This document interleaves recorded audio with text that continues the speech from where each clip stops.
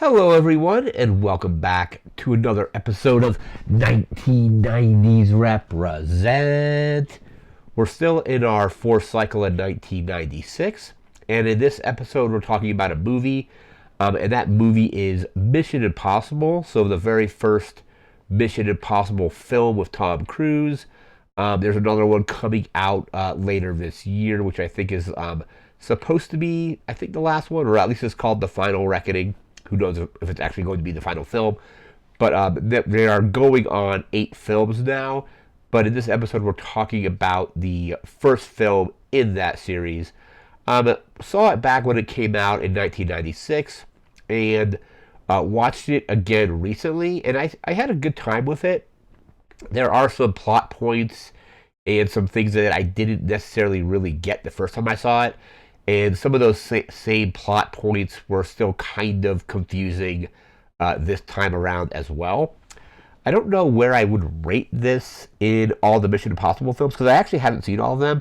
The only two I haven't seen are 2 and 3. So saw this one, and then I think 2 came out. I think Mission Impossible 2 is actually like rated like the lowest.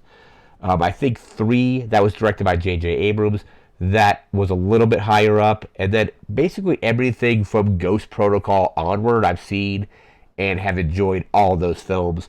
I think the best one being Mission Impossible Fallout from 2018. That one had Henry Cavill in it. Just really great action.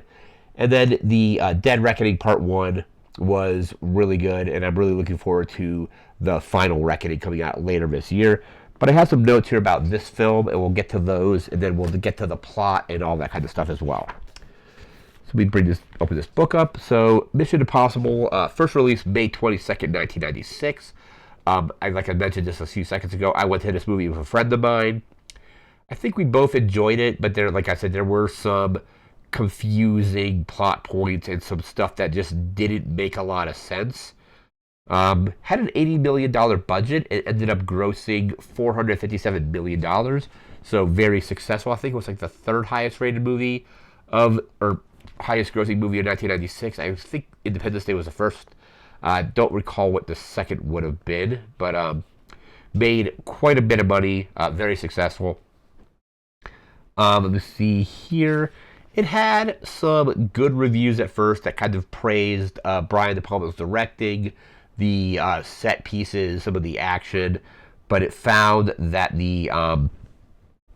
there's a bunch of like convoluted plot elements, like I had mentioned. Basically, if you see this movie, you have like the leader of the team who isn't Tom Cruise initially. It's Jim Phelps, played by John Voight. His character is killed off early in the film, but then resurfaces. There's just a bunch of weird things that I think they were trying to like imply some stuff. Like there's a part where he picks up a Bible, and there's a mention of Jim Phelps staying at this particular hotel early in the film. And in the beginning, in the front of the Bible, it's got a stamp saying "left at whatever the hotel was by the Gideons" or something like that. And you see him staring at the stamp, and then that's like when he realizes that Jim Phelps is in on the entire thing and he's not really dead. It doesn't make a lot of sense how he's able to discern that from the stamp.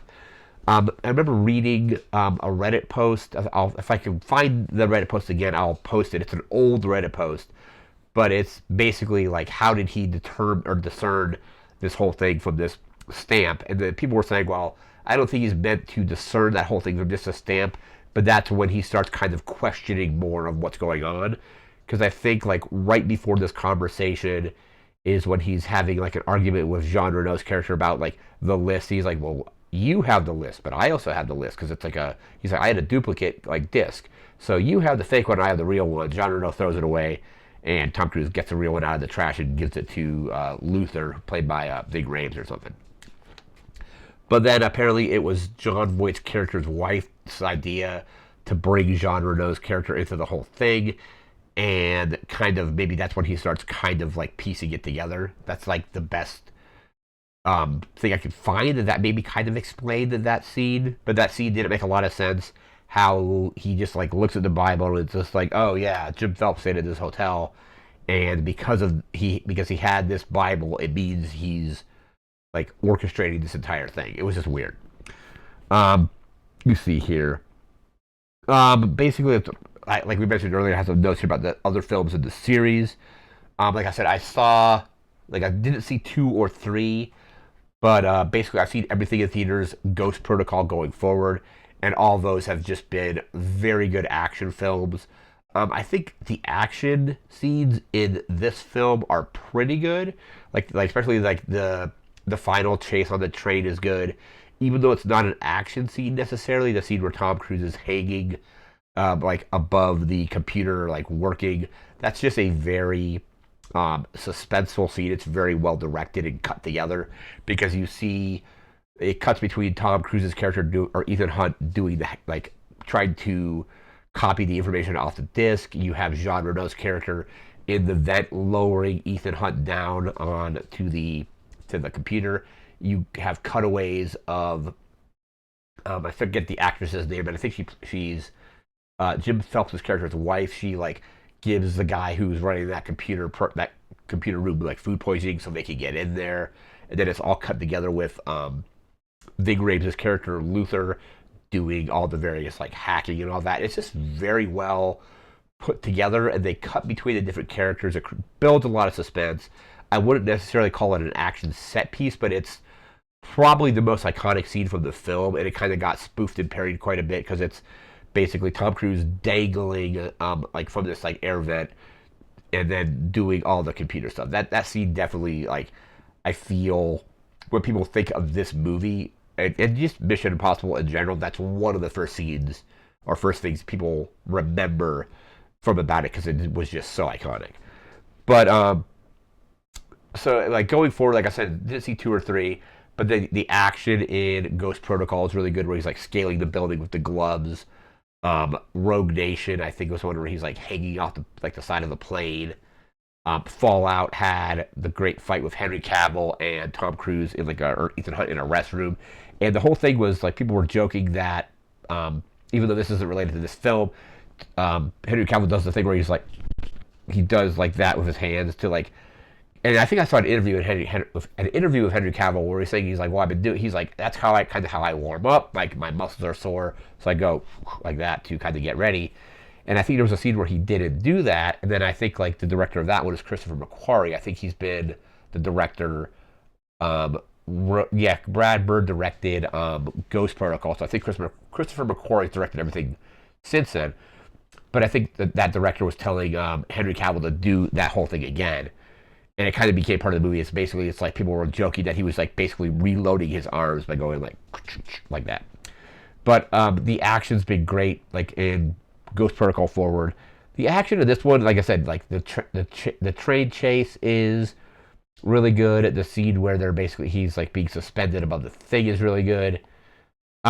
This one's a little bit slower. Like it doesn't, like I said, it has maybe one big action set piece. And the rest of it is like I don't think they had quite found their footing yet with this one, so I still think it's entertaining, but it's definitely it's not anywhere near like the best one in the series. It might actually even be on like the lower half if I had to like rate them. But let's see here. Some more information about this movie. I think Paramount tried to make this movie before because they had the rights from the TV show, and they just couldn't get it off the ground. And then Tom Cruise, who was a fan of the show from like a kid watching it, thought it would be a cool movie. And I think this is the very first film that his production company at the time, they kind of like launched their production company with this first Mission Impossible film.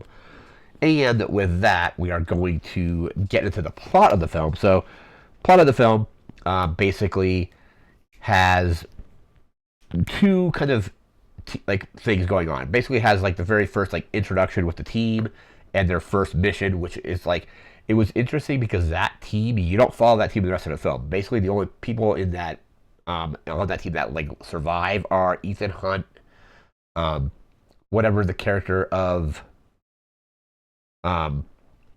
Jim Phelps' wife survives. Jim Phelps survives when it's all staged, but like they basically eliminate like most of that team like right away. Like the people that are working with Ethan Hunt get killed. Emilio Estevez, I guess, was uncredited, has like a a scene where like he's like the computer, like the security specialist or security system specialist. So the mission is to basically recover what's called the knock list, which is two files basically. One is code names, which on its own, each half of the knock list is useless on its own.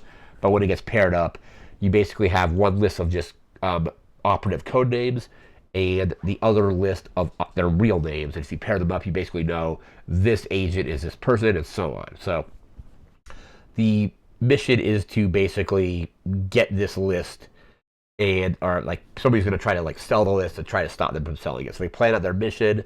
They go through all the things. Jim Phelps is running it from the hotel. Everybody else is like on site. They go in.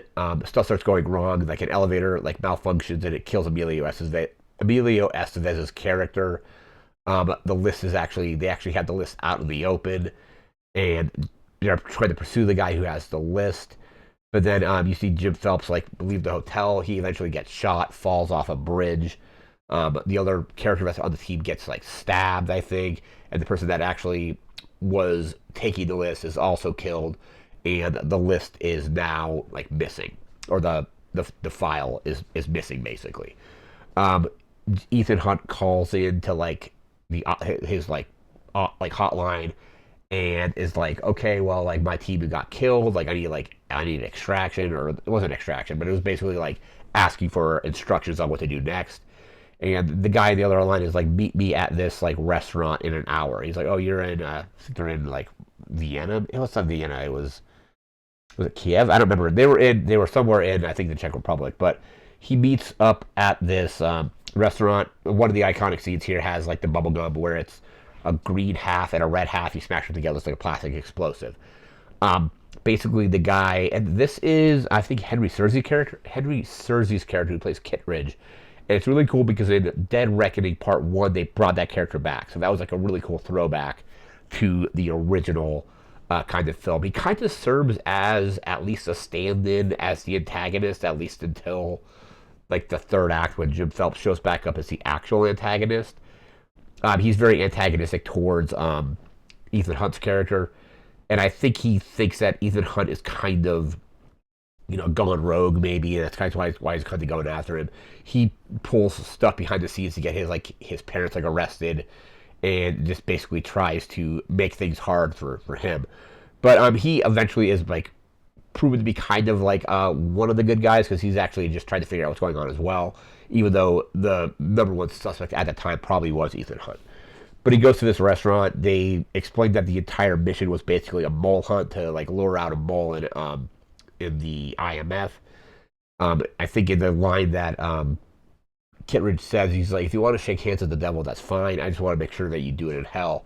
And then Ethan Hunt uses the plastic explosive to blow up the like big aquarium tanks in this restaurant, and he gets out. I think he goes back to the safe house and he starts pouring over some of the stuff like about like the person that was looking to buy the list or sell the list or whatever it was. It's like there's some like biblical references that he's like looking at, and then starts messaging this person about the list. I think the person's name is Max, I think, and the person that is working on the job is Job, and it's all from the like Bible and all that. So he arranges a meeting with Max with the list, and basically was like, well, that list is fake. I could get you the real list, but it's going to cost you like so. His whole thing is to basically like, we need to figure out like who is the actual mole. So I'm going to go and get the actual list to do this. I think like an IMF team comes in and they escape it right before they get there. And Max, she's like, well, okay, get the actual list and then we'll make arrangements for like payment and all this other stuff. And this is when Ethan Hunt assembles his actual team that he's working with pretty much the rest of the film, which is Luther. It's, I forget Jean Reno's character, the wife of Jim Phelps and himself. And this is when they come up with a plan to break into Langley to get the actual list. So they go through the plan. There's like Ving Rhames' character kind of narrates. So he's like, well maybe it wasn't Ving Rhames, but he's like, well, this room, it's like you got to put in it's like a voice print with a 6-digit code. There's a retinal scanner.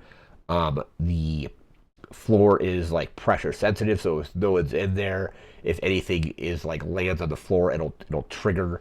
If the person that is working in there is not in there, there's like microphones, and anything more than a decibel will set this thing off. So basically, getting in there and getting out of there is going to be very difficult. There's a laser grid at the top of the air vent and all this other stuff. So what happens is they go in there. I think they stage a fire or a fire alarm because they show up as firemen. They go in. They I think the guy's on lunch break. So like Jim Phelps' wife has like a pen that she like pours or like, injects some stuff into the guy's coffee. Probably presumably just like a food. Gives him basically food poisoning, so he's out of his office most of the time that the scene is going on. But it's just this very, like I mentioned earlier in the video, it's this very suspenseful scene because you see when he's moving around because she puts a bug on him, and you see like when he leaves, and then you see him like in the restroom like throwing up, and it's just very suspenseful because it cuts between all of them as they're doing the job. Like I think there's like a rat in the air vent that Jean Reno has to get rid of. Jean Reno is also like looking at the rat and trying not to like have the rat like screw him up by like having him like he's using like a pulley to pull Tom Cruise up. I think the pulley eventually breaks, so Jean Reno is just like holding the rope, trying to make sure it doesn't fall. They eventually get the list. Ethan Hunt gets pulled up through the thing, and Jean Reno has a knife, and the knife falls out of his hand, and it's falling, but then the pressure sensitive flooring is still active. So this thing lands on the floor. It could be all over. But the guy like opens the door right when the knife actually like just like lands on a desk. Tied into that, so they get out of Langley. They're at their safe house, and Jean Reno's character is being kind of very like aggressive towards Ethan Hunt. He's like, well, like when we get this list, I want like my share of the money. And Ethan Hunt was like, well, like what makes you think I would trust you with the list? And he's like, what do you mean? And he's like, he does this like illusion where he's like, look at this, I have a disc as well. He's like, you really think I'd be dumb enough to give the list to you? So then he's like, well, like Jean Reno's character says, well, he's like, I'll slit your throat if you try any sleight of hand with my money when we sell this thing. So he throws the disc into the trash and like storms off. Tom Cruise or Ethan Hunt pulls the disc out of the trash and gives it to Luther. And he's like, no, that was the actual list. So I can't trust his character with it, but I could probably trust you with it. And then Jim Phelps' wife kind of like apologizes because it was her idea to bring Jean Reno's character into the team. And this is where Tom Cruise starts like staring at the Bible and starts like figuring out what's going on. And like I said, it doesn't make a lot of sense how he's able to discern that from just looking at this book. Kittredge gets like a hold of him. He tries to call Kittredge, and they basically are tracking his call, and they track it to London. But I think like he intentionally like hangs the phone up before he can get an exact location. And then this is kind of when Jim Phelps just shows back up. And he's like, "Oh yeah, I got shot, and then like I fell into the river, but I was able to like pull myself out." And he's like, "I've been like like on the streets for like 3 or 4 days or however long it's been." And then this is when they show what actually happened. Like Tom Cruise is just staring at him and showing cutaways of everything, like the entire like first mission being compromised from the inside, because he's like, well, like he's like, you got chased by this guy, you had this like camera pointing down to like you getting shot, you had like fake blood on your hands, you just like dove into the river, you detonated a car to kill this one other team member. You hacked the computer to kill Emilio Estevez's character. But then Tom Cruise doesn't immediately tell him that he knows what's going on. He's like, why would this person do this? And then that's when they eventually decide to sell the list to Max. They go on to the final act of the film. They're on the train. They're transferring the money. And this is kind of another one of the great things about these films is the masks, the latex masks. They start here. Tom Cruise does it once at the beginning of like a little cold open, if you will, when he pulls the mask off earlier. But they go to the I think Jim Phelps' wife goes into the train car where the money is, and Jim Phelps is there, and she was like, "Hey, like we can just take the money and leave. We don't need to get rid of Ethan. We can just like go." And of course, it's Ethan Hunt wearing a Jim Phelps mask. The real Jim Phelps comes in, and he's got the drop on Ethan, but Ethan is like he's like pulls a pair of glasses out of like his coat, puts the glasses up, and then the glasses actually show because they're basically like there's video transmitters in the glasses, and then Kittredge is able to see Jim Phelps, and he's like, "Hello, Mr. Phelps," or whatever he says when he sees it, which then kind of shows that Jim Phelps is the one that was the actual mole, or the one that was, like behind like a lot of this. Um, there's a speech from Jim Phelps earlier in the film, like what's the scene right when he like shows back up, and it reminded me of another film I had watched. I think it's maybe even part of the series because he was like, no, it was Goldeneye. So it was somewhat similar to Goldeneye, where basically like the age of espionage is kind of over at this point. The Cold War is over at this point, and I think Jim Phelps was like, well, like when the Cold War ended, basically like our jobs became like much less maybe impactful. I don't know, like impactful. I don't really know how he worded it, but it just reminded me of a lot of the stuff in Goldeneye, how they were kind of that Goldeneye does a really cool job of where it floats. The Cold War is still happening. The Cold War, and then it goes to the Cold War being over, and there's different like how people adjust to that, like how Bond is different during the Cold War than he is in the after the Cold War, and how Robbie Coltrane's character, I think like Zukoski, how like stuff like it's just an interesting kind of like take. But it reminded me when Jim Phelps was talking about the Cold War and stuff like that. It reminded me a lot of the stuff in Goldeneye. But anyway, back to the plot. So then there's a helicopter. They're trying to like transmit the data to the list to Max or whatever. The modem is jammed because Ving Rhames' character is jamming it, and then they go through a tunnel. They don't quite get it. But then there's a huge chase on the train. So there's a helicopter being piloted by Jean Reno's character, trying to go after, trying to basically get Jim Phelps, like extract him. But he's being chased down by Ethan Hunt. Like they basically fight on top of the train. They eventually hook the plane to the train. And a really cool action set piece is the train goes through a tunnel and it pulls the helicopter into the tunnel with it because it's still hooked up to it. They basically Jim Phelps jumps from the train to the helicopter. Ethan Hunt does the same.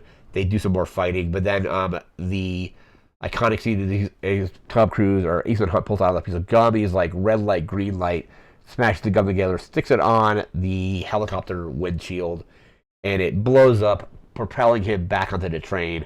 The helicopter crashes into the train and explodes, and that's basically like the end of the film. The interesting, one quote that I had not heard in the movie for a while is Emilio Estevez's character is trying to explain to Tom Cruise how the gum works. He's like these halves on their own are useless, but you smash them together, it becomes a plastic explosive. And he's like red light, green light, like, and then the line is like asa lasagna, don't get any on you, or whatever it is. But I had a fun time watching this again. Like I said, I've had only maybe seen it in the theaters once, and maybe on HBO like another time. But it'd been a while since I've seen it. I still enjoyed it, even with the kind of convoluted plot. I do think there are better films in the series, but this is I think a good first entry into what would become the Mission Impossible franchise. So if you haven't seen it, check it out. But that's going to do it for this episode. We'll be back again in a few days with our video game for 1996 before jumping into 1997 and the rest of the decade again. But again, that's going to do it for now. So thanks again for watching. Take care and have a good one. See ya.